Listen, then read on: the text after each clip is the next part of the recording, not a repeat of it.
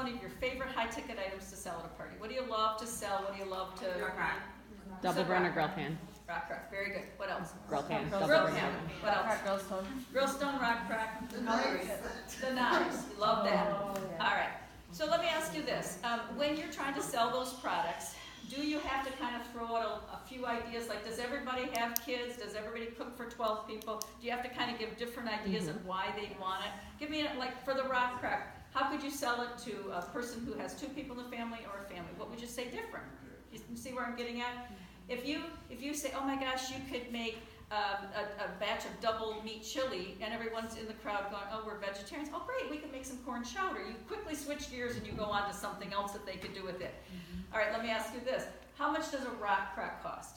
$139. $139. How much is the everyday?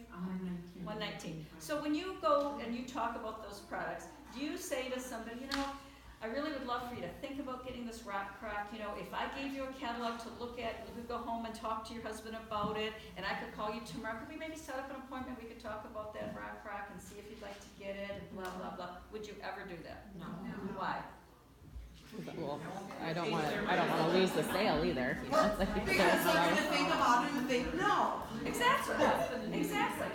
Right? They're going to go home and they're going to forget all about it. You've just given it way too much time, and you've just said, well, you know, I really don't know if you should do this because it's kind of expensive, and maybe you need to talk to your husband about it. And I always like to say that recruiting is like fast food. If you go through McDonald's, you get a bag of their crap. You know, it's pretty edible while it's hot in your car. You could be eating the fries as you're pulling away.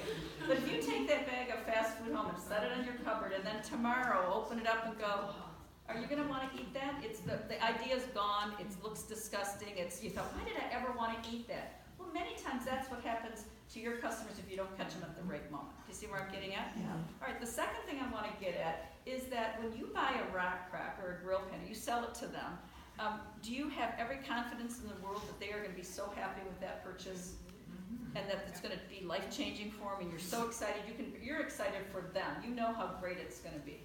And do you ever think, geez, it's kind of expensive. They really should really think about getting that, and she probably should check with her husband. No. All right. So, what is the very best product we sell? The kit.